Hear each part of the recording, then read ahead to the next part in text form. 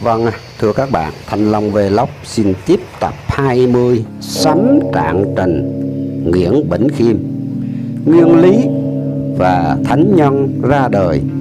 Phần thứ nhất thời thế, phần 2 hoàn cảnh, phần 3 nhân tâm. Vâng, Thanh Long xin trình bày phần nhất. Thời thế.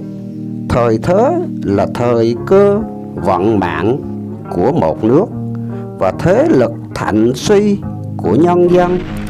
Thời thế hiện ra đúng với sự cần dùng sức lực của thánh nhân. Phần 2 hoàn cảnh, phải đủ hoàn cảnh thuận tiện địa thế và xã hội, nghĩa là thánh nhân giáng trần trong cảnh trên thì hợp với lòng trời, dưới thì hợp với chúng sanh, để Ngài dạy dỗ được mau lẹ. Phần 3 nhân tâm. Do duyên nghiệp và trình độ có người trong đường tu niệm, nếu nhân dân không có đầu óc tu niệm, tâm trí hoang mang theo vật chất, lòng dạ độc ác tham lam, thánh nhân nào có ra đời nơi ấy được đâu. Ngài ra đời không hợp với nhân tâm, ai ảnh hưởng theo Ngài. Bởi vậy Ngài lựa xét xứ nào có tiền duyên hiền lành với Ngài, vì bậc thánh nhân thường được chứng quả đến La Hán Phật, được quyền tự do lựa chọn cho đầu thai giúp đời. Nếu không giúp đời bằng cách giáng trần thì không đầu thai cũng được, vì La Hán Phật đã thoát cảnh luân hồi quả báo rồi. Phần đông có trí tu hành và phải đến nấc thang tiến hóa cần thiết của Ngài mới là lâm phàm giúp đỡ. Xứ nào đủ 3 điều kiện kia thì nơi đó thánh nhân xuất hiện chẳng sai. Bây giờ các nước trên thế giới, xứ nào đủ 3 điều kiện ấy? Trước hết, tác giả xét qua phần bên Âu Châu thì thấy rằng gần hết các nước văn minh bị khoa học trói buộc, lôi cuốn vào cảnh tham vọng sản vật chất, quên hết sự quý báu tinh thần. Tuy rằng từ năm 1800 có một vài người tu hành đắc đạo như Lecomte, Sive Ganassi, và có hội thông thiên học xuất hiện bên hiện ban rải thuyết huynh đệ đại đồng. Trong các dân tộc chúng ta không quên phong trào thôi miên học. Anh em ông De Ville và thần linh học Akazu giúp đỡ người Âu rất nhiều về sự thức tỉnh tinh thần, khỏi đường làm mê vật chất. Nhưng người Âu bị khoa học có kết quả nhãn tiền làm thỏa mãn tâm phàm, vật chất lôi cuốn mạnh, thành thử một bên thì lăn xả vào đường đấu tranh, còn một bên thì an phận với chủ nghĩa huynh đệ tương đồng của giáo lý thông thiên học đang hồi thịnh hành khắp nơi. Xét qua Ấn Độ thì mặc dầu ở nước này có Trung ương Hội Thánh Adam Nakdam truyền bá giáo lý thông thiên học, nhưng các bậc ấy còn thiếu điều kiện kiến tạo đời an lạc. Vì một vị tiên hay Phật xuống trần phải có đủ điều kiện căn bản này. Thứ nhất, phải đắc quả La Hán Phật hoặc chiếm được sắc lệnh tiên ban, phải đi vào đường hy sinh hạnh phúc cõi bồng lai cực lạc để chịu đầu thai làm phàm tục.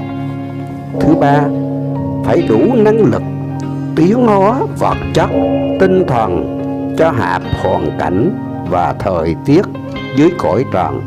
Thứ tư, phải lập thời lời thệ nguyện gánh vác công việc của chúng sanh đến nấc thang tiến hóa nào. Phần thứ năm, phải có duyên mới có phần đông dân sự ở dưới đó. Phần thứ sáu, phải có nhân duyên đầu thai xuống cõi trần cho kịp lúc nhân dân đang cần sự giúp đỡ. Tất cả điều kiện trên, cả hai khoản nhân duyên là quan trọng thứ nhất. Bởi vì nếu một vị tiên Phật quyết hy sinh giúp đỡ cho nhân duyên, thì căn với nước Mỹ không thể giáng trần vào con nhà Việt Nam được. Chưa nhằm lúc chúng sinh cần gấp sự giúp đỡ của công phu lâm phàm của thánh nhân không còn hiệu lực gì nữa. Sau khi xét qua đời, các nguyên lý về thánh nhân xuất hiện các nước trên thế giới, tác giả kết luận Việt Nam là một thánh địa vì Việt Nam có đủ điều kiện địa lý dân tộc cho thánh nhân ra đời. Việt Nam thánh địa, và đây tác giả xét qua phương tiện địa lý của Việt Nam. Nước Việt Nam có hai địa thế đặc biệt, hai mảnh đất phù sa do các sông lớn bồi đắp, Hồng Hà và Long Giang, lập thành Bắc phần và Nam phần Việt Nam. Nếu lấy khoa học địa lý mà xét thì cái đầu của Nam còn cái đuôi ở Bắc. Nước Việt Nam được thấm nhuần con sông lớn dài nhất trên thế giới. Nguồn nó bắt đầu tại núi Tây Tạng, Huy Mã Lạp Sơn, chạy sang bên Tàu, bỏ ngọn về Việt Nam, há miệng ra biển Đại Thanh. Miệng Cửu Long vừa kết tụ hương khí đầu Cửu Long, vừa hiện đủ hình, thì nước Việt Nam có thánh tổ xuất hiện. Thánh nhân ra giúp đời chúng sanh vào đường hạnh phúc. Một con sông lớn nhất thế giới khởi nguồn nơi dãy núi Tây Tạng, cao nhất, dài nhất, lớn nhất ở hoàn cầu, làm sao khỏi linh hiển lạ thường. Khoa địa lý dạy rằng hở một dòng sông bắt đầu từ nơi đất địa hiển linh. Núi cao ngàn năm không người ở, rừng rậm ngàn năm không ai tới. Phóng lượng sóng nghênh ngang, ngàn thu không cạn, thì con sông ấy sẽ kết tụ nơi huyệt Long Đảnh, một địa huyệt rất linh hiển, thì nhiều về vật chất, cao siêu tột bậc về tinh thần. Ngọn Cửu Long Giang là một dòng bão long oanh liệt, oai nghiêm, vừa tạo thành với vóc vạc hoàn cầu lối 100 năm nay. Kết liên với các núi Cửu Long Giang xuất hiện ra an huyệt huyền diệu, chấn động nét hùng vĩ trên địa cầu này. Bắt đầu khởi kết tụ nguyên khí âm dương, xây nên địa huyệt thứ nhất Thất Sơn Châu Đốc.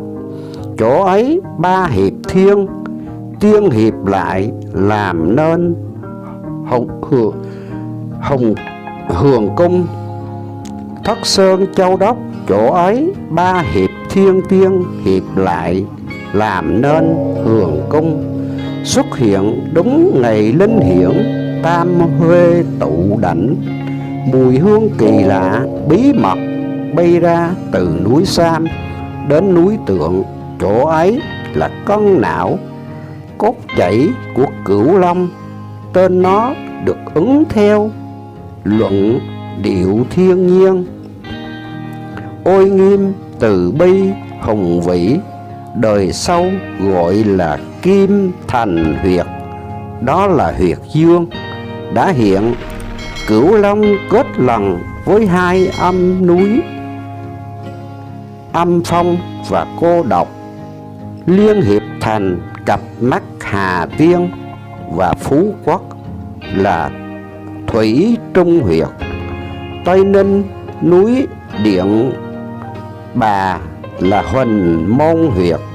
Hai đỉnh núi ấy thuộc về âm, kết tụ ngương khí tại trung ương, tạo nên Ấn Đường huyệt là dương, để khai mở luồng điển quang cho các huyệt kia, vừa ngưng lại lối miệt Long Xuyên, Bình Mỹ, một dãy cù lao lớn chạy dài từ Bình Mỹ xuống gần đến Cần Thơ.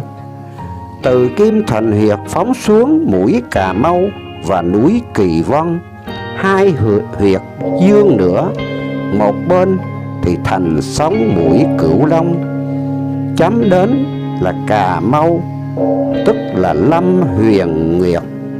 Một bên thì hàm rồng Kỳ Vân, tức là huyệt Bích Ngọc, đồng cân với hai huyệt âm Thủy Trung huyệt và Huỳnh Môn huyệt, hiện ra một huyệt thứ sáu Bình Nam huyệt tại núi Côn Lôn, là chót lưỡi của Cửu Long. Sáu huyệt âm dương vừa kết tụ ngương khí thì tại trung ương huyệt yết hầu của Cửu Long vừa khai mở gần Cần Thơ, bây giờ gọi là trung ương Cửu Long huyệt.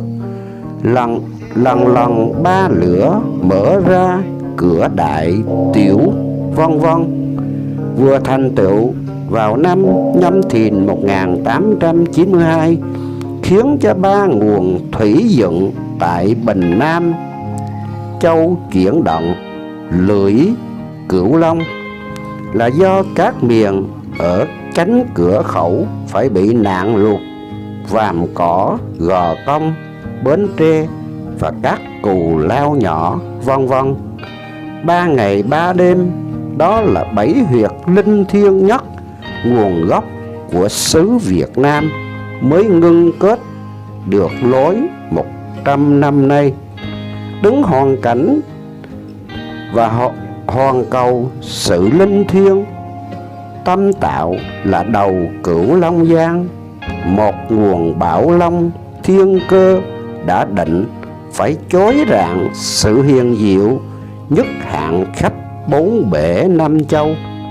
Vì địa linh ấy mới sanh Nhơ Kiệt, các vị thánh tổ kim thời, hễ thuận âm mạng thì phải xuất hiện, chớ không phải giáng sinh. Dạy đời trong 3 huyệt âm Thủy Trung huyệt, Huỳnh Môn huyệt và Bình Nam huyệt. Còn thuộc dương thì phải xuất hiện ở Thất Sơn, Kỳ Vân và Cà Mau, Kim Thành, Bích Ngọc, Lâm Huyền huyệt. Nhưng mặc dù về âm hay dương, tại gần Cần Thơ cũng là kết tinh mối trung ương yết hầu của Cửu Long, lập nền tảng bình phân nguồn sống vật chất cho nhân dân. Còn Kim Thành huyệt là nơi kết tụ tinh thần, khiến cho thánh tổ sẽ lập căn bản ban rải mùi từ bi bác ái minh triết cho chúng sanh. Bởi nguồn thiên cơ cho xứ Việt Nam được hưởng âm huệ của Cửu Long Giang, cho nên chúng ta phải rút địa thế mà tốn ra thạnh suy hung kiết vận mạng của một nước. Một giống dân còn ngồi Bắc phần Việt Nam là cái đuôi Cửu Long lan tràn đến vịnh Hạ Long và dứt tại cốt hậu đà của Long Vĩ huyệt, ngang Vịnh lên Lạng Sơn, Cao Bằng. Còn nhiều hòm mỏ và các tiểu huyệt đã hiện ra từ 4.000 năm nay, bây giờ đã gần tàn rụi bao nhiêu đời oanh liệt. Các bậc tiền đế tầm phương đều lần lượt ẩn vào mây mù tịch mịch của thời gian. Tạo hóa có một định lực bất tuyệt, và vạn vật sanh hóa tiêu diệt theo thời gian, hết hồi trồi đến sụt, hết thạnh tới suy, hết cao siêu đến hồi hỗn loạn. Cái luật tuần hoàn bí mật của giọt nước mưu lâm chuyển từ nơi hải hà mênh mông không bề bến, hay bỗng lên tận trời xanh ngưng kết mây mù tịch mịch của thời gian. Tạo hóa là một định luật bất tuyệt, là vạn vật sanh hóa tiêu diệt theo thời gian, hết trồi đến sụt, hết thạnh đến suy, hết cao siêu đến hồi hỗn loạn.